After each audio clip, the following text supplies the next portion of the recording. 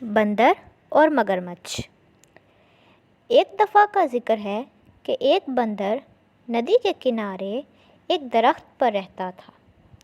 وہ اکیلا تھا کیونکہ اس کا کوئی دوست یا خاندان نہیں تھا، لیکن وہ خوش اور مطمئن تھا۔ درخت نے اسے کھانے کے لیے کافی میٹھا جامن کا پھل دیا۔ اس نے اسے دھوپ سے سایہ اور بارش سے پناہ بھی دی۔ ایک دن ایک مگرمچھ دریا میں تیر رہا تھا۔ وہ بندر کے درخت کے نیچے آرام کرنے کے لیے کنارے پر چڑھ گیا۔ ہیلو، بندر نے پکارا، جو ایک دوستانہ برتاؤ کرنے والا جانور تھا۔ ہیلو، مگرمچھ نے بھی حیران ہوتے ہوئے جواب دیا۔ کیا تم جانتے ہو کہ مجھے کھانا کہاں سے مل سکتا ہے؟ اس نے پوچھا۔ میں نے سارا دن کچھ نہیں کھایا، میں بھوکا ہوں۔ اب آپ سوچ رہے ہوں گے کہ مگرمچھ بندر کو کھا جانا چاہے گا، لیکن یہ بڑا ہی شفیق اور شریف مگرمچھ تھا اور یہ خیال کبھی اس کے دماغ میں بھی نہیں آیا۔ میرے درخت میں بہت پھل ہیں، کیا آپ کچھ کھانا چاہیں گے؟ بندر نے کہا، جو خود بھی بہت مہربان تھا۔ اس نے جامن کا کچھ پھل مگرمچھ کی طرف نیچے پھینک دیا۔ مگرمچھ اتنا بھوکا تھا کہ اس نے تمام جامن کھا لیے۔ حالانکہ مگرمچھ عام طور پر پھل نہیں کھاتے تھے، اسے میٹھا میٹھا پھل بہت پسند آیا تھا اور گلابی گودے نے اس کی زبان کو جامنی بنا دیا تھا۔ جب مگرمچھ اپنی مرضی کے مطابق کھا چکا تو بندر نے کہا، جب بھی آپ مزید پھل چاہیں تو واپس آ جائیں۔ جلد ہی مگرمچھ ہر روز بندر کے پاس آتا تھا۔ دونوں جانور اچھے دوست بن گئے۔ وہ باتیں کرتے، ایک دوسرے کو کہانیاں سناتے اور بہت سے میٹھے جامن ایک ساتھ کھاتے۔ ایک دن مگرمچھ نے بندر کو اپنی بیوی اور خاندان کے بارے میں بتایا۔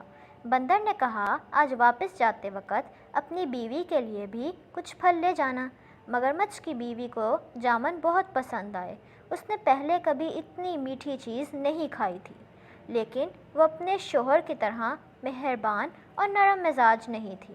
اس نے اپنے شوہر سے کہا، تصور کیجئے کہ بندر جب یہ جامن روزانہ کھاتا ہے تو اس کے دل کا ذائقہ کتنا میٹھا ہوگا۔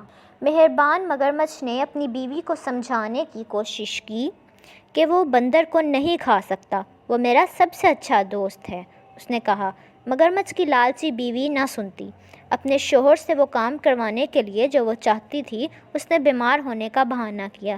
میں مر رہی ہوں اور صرف ایک پیارے بندر کا دل ہی تو مجھے ٹھیک کر سکتا ہے۔ اس نے اپنے شوہر کو پکارا، اگر تم مجھ سے محبت کرتے ہو تو تم اپنے دوست بندر کو پکڑو گے اور مجھے اس کا دل کھانے کو دو گے۔ بیچارے مگرمچھ کو سمجھ نہیں آ رہی تھی کہ وہ کیا کرے۔ وہ اپنے دوست کو کھانا نہیں چاہتا تھا، لیکن وہ اپنی بیوی کو مرنے نہیں دے سکتا تھا۔ آخر کار اس نے فیصلہ کیا کہ اسے کیا کرنا ہے، اور اگلی بار جب وہ بندر کے پاس گیا تو اس نے اس سے کہا کہ وہ اس کی بیوی سے ملنے آئے، کیونکہ وہ جامن کے خوبصورت پھل کے لیے ذاتی طور پر اس کا شکریہ ادا کرنا چاہتی ہے۔ بندر خوش ہوا، لیکن کہا کہ وہ نہیں جا سکتا کیونکہ وہ تیرنا نہیں جانتا۔ اس کی فکر نہ کرو، مگرمچھ نے کہا، میں تمہیں اپنی پیٹھ پر بٹھا کر لے جاؤں۔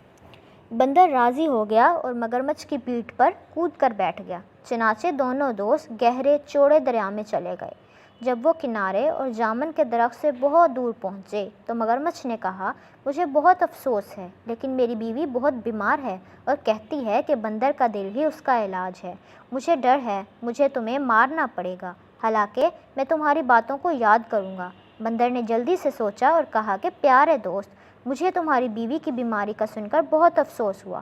مجھے خوشی ہے کہ میں اس کی مدد کر سکوں گا، لیکن میں نے اپنا دل جامن کے درخت پر چھوڑ دیا ہے۔